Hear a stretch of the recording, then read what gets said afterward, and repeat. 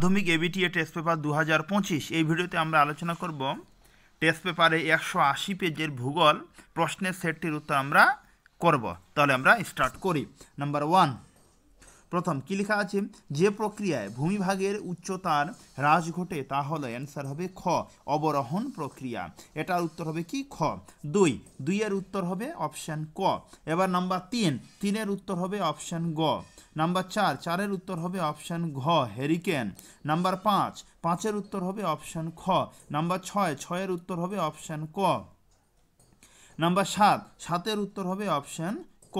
Number 8 এর উত্তর হবে অপশান খ। নাম্বার 9 এর উত্তর হবে অপশান ঘ। নাম্বার 10 এর উত্তর হবে অপশান ক। নাম্বার 11 এর উত্তর হবে অপশান খ। নাম্বার 12 এর উত্তর লিখবে তোমরা খ। নাম্বার 13 এর উত্তর হবে গ। 14 এর উত্তর হবে গ। ক্লিয়ার? এবার আমরা শুদ্ধ অশুদ্ধ করব। কি লেখা আছে? নিম্নলিখিত বাক্যগুলি শুদ্ধ হলে পাশে সু এবং অশুদ্ধ হলে পাশে ও লেখো। যে কোনো 6টি প্রশ্নের উত্তর দাও। উচ্চ ও মধ্য প্রবাহের সংযোগ স্থলে পলল বেজনী গড়ে ওঠে। তাহলে 2 এর করব। প্রথমটা হবে কি? শুদ্ধ। আচ্ছা, প্রশ্নগুলো আমি টেস্ট পেপারে পাশে টেস্ট পেপার রেখে পড়ছি, উত্তরগুলো ভিডিওতে বলছি। তারপর 2 নাম্বার 2-1-2 নিরক্ষীয় অঞ্চলে উষ্ণতার প্রসার সর্বাধিক হয়, এটি হলো শুদ্ধ হবে। এবার 2-1-3 উত্তরে পার্বত্য অঞ্চলে এক প্রকার হ্রস্ব হলো দুন, অশুদ্ধ।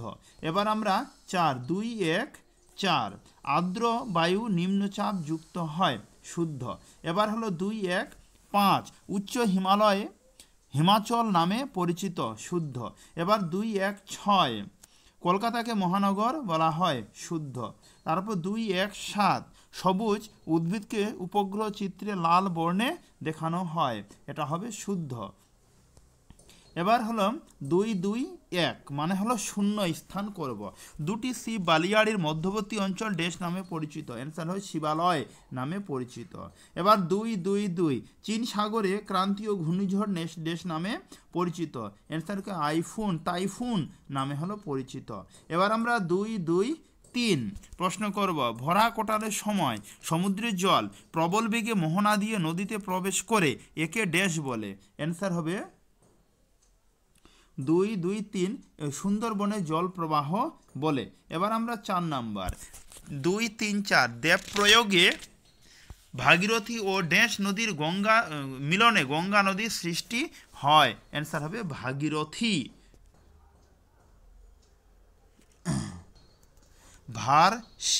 ভাগীরথী। আচ্ছা, তারপরে হলো 2-2-3 2-2-3 হলো এই যে 2-2-3 এটা 4 এটা 5 হবে, সরি নাম্বারটা ভুল দিয়েছে, এটা হলো 5 হবে। তাহলে হলো ড্যাশ শহরকে দক্ষিণ ভারতে ম্যানচেস্টার বলা হয়, তামিলনাড়ু চেন্নাই শহরকে বলা হয়। 2-2 এবার হলো 6 ড্যাশ ভারতে ড্যাশ সালে মেট্রো রেল চালু হয়, 1984 সালে মেট্রো রেল চালু হয়। এবার আমরা 2-2-7 এটা 6, এটা আমি আবার বলছি নাম্বার ভুল দিয়েছি, এটা হলো 3, এটা 4, এটা হলো 5, এটা 5 হবে, এটা হলো 6 হবে, এটা হলো 7। ক্লিয়ার? রাডার একটি ড্যাশ সংবেদক এর উদাহরণ, অ্যান্সার হবে রেডিও সংবেদকের উদাহরণ, এটা হবে 2-2-7 এর উত্তর। ক্লিয়ার? আচ্ছা, এবার আমরা প্রশ্নের উত্তর করব যে 2-3-1 2-3-1 কি লেখা আছে? আবহবিকার ফলে সৃষ্ট শিলাচূর্ণকে কি বলে, অ্যান্সার হবে বিলুপ্ত শিলা বলা হয় বা চূর্ণ শিলা বলা হয়। 2-3-2 ভারতের নায়াগ্রা কোন জলপ্রপাতকে বলে, হেমবুন্নি জলপ্রপাতকে বলা হয়। 2-3-3 দাক্ষিণাত্য মালভূমির সর্বোচ্চ শৃঙ্গের নাম কি, আনাইমালাই পর্বত। 2-3-4 প্রশ্ন লেখা আছে গ্রিন হাউস গ্যাস উৎপাদনে কোন দেশ প্রথম স্থান করেছে, অ্যান্সার হবে চীন। এবার 2-3-5 পশ্চিমী ঝঞ্ঝার উৎপত্তি স্থল কোথায়, অ্যান্সার হবে মধ্য ইউরোপে। 2-3-6 কোন তিথিতে মোরা কোটাল হয়, অমাবস্যা তিথিতে। এবার 2-3-7 ভারতের একটি সামরিক শহরের উদাহরণ দাও, অ্যান্সার হবে কি পুনে। এবার আমরা 2-3-8 এফসিসি পুরো নাম কি, এফসিসি পুরো নাম হলো কি ফেডারেল কমিউনিকেশন কমিশন। আচ্ছা, এবার আমরা ছকটা করব 2, 4, 1। প্রথমটার উত্তর হবে কি কেরল, বা 2, 4, 2 এটার উত্তর হবে কুমায়ুন হিমালয়ে অবস্থিত হ্রদ। এবার 2, 4, 3 এর উত্তর হবে গুড়গাঁও। 2, 4, 4 এর উত্তর হবে শীতল স্থানীয় বায়ু। এবার আমরা বিভাগ গ 3 এর 1 কেরানিয়ন কি কেবেনিয়ন কি কয়েজ ফেলাকার বোধ কেবেনিয়ন কি 3 এর 1 কেবেনিয়ন কি অ্যান্সার।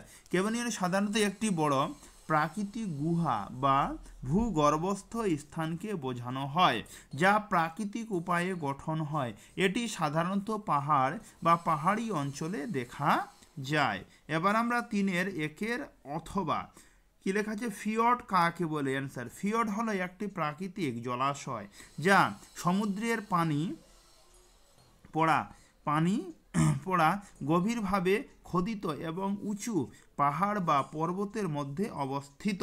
এবার 3 এর 2 লেখা আছে হিমপ্রাচীর কাকে বলে অ্যান্সার। হিমপ্রাচীর হলো একটি বিশাল পরিমাণে জমে থাকা বরফ এবং তুষারের স্তর যা ধীরে ধীরে নিচে বা সামনের দিকে সরে যেতে থাকে। এবার আমরা 3 এর 2 এর অথবা ধারণ অববাহিকা কি অ্যান্সার। ধারণ অববাহিকা হলো একটি ভূতাত্ত্বিক এলাকা যেখানে প্রবাহিত জল সমূহ একটি নির্দিষ্ট নদী বা হ্রদে গিয়ে মিলিত হয়। এবার 3 এর 3 বর্জ্য ব্যবস্থাপনা বলতে কি বোঝো।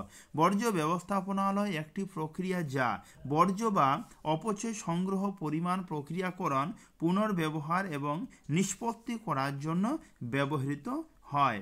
এবার অথবা 3 এর অথবা অরণ্য বর্জ্য কি। অরণ্য বর্জ্য বলতে বনাঞ্চল থেকে প্রাকৃতিক বা মানবসৃষ্ট কারণে উৎপন্ন হওয়া বর্জ্যকে বোঝায়। এবার আমরা 3 এর 4 নম্বর প্রশ্নের সমাধান করব। কৃষিকাজ বলতে কি বোঝো। কৃষিকাজ বলতে মাটি চাষ, ফসল উৎপাদন, প্রাণী সম্পদ পালন, মৎস্য চাষ এবং বনাঞ্চলের মাধ্যমে মানুষের প্রয়োজনীয় খাদ্য, কাঁচামাল এবং অন্যান্য পণ্য উৎপাদককে বোঝায়।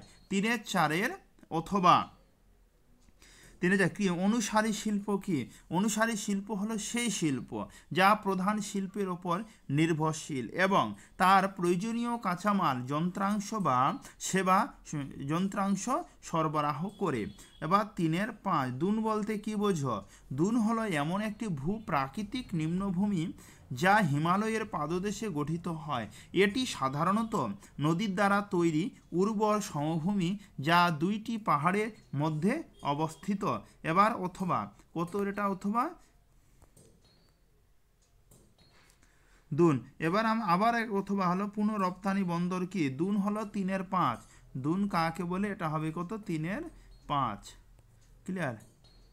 এবার পুনঃরপ্তানি বন্দর এর আগেরটা কিন্তু এটা কিন্তু 3 এর 5 এটা 3 এর 5। এবার অথবা পুনঃরপ্তানি বন্দর কাকে বলে অ্যান্সার। পুনঃরপ্তানি বন্দর এমন একটি বন্দরকে বোঝায় যেখানে বিদেশ থেকে আমদানি করা পণ্য সাময়িকভাবে রাখা হয় এবং পরবর্তী সময়ে সেই পণ্য অন্য কোনো দেশে রপ্তানি করা হয়। এবার আমরা 3 এর 6 নাম্বার করব। ভূবৈচিত্র্য সূচক মানচিত্র কাকে বলে অ্যান্সার। ভূবৈচিত্র্য সূচক মানচিত্র হলো একটি বিশেষ ধরনের মানচিত্র যা কোনো নির্দিষ্ট এলাকায় ভূপ্রকৃতি, জীববৈচিত্র্য, ভূতাত্ত্বিক বৈশিষ্ট্য এবং পরিবেশগত উপাদানগুলির বৈচিত্র্যকে প্রদর্শন করে। এবার 3 এর 6 এর অথবা আরএফ কি। আরএফ এর পুরো নাম হলো রেডিও ফ্রিকোয়েন্স। এটি একটি বৈদ্যুতিক চৌম্বকীয় তরঙ্গের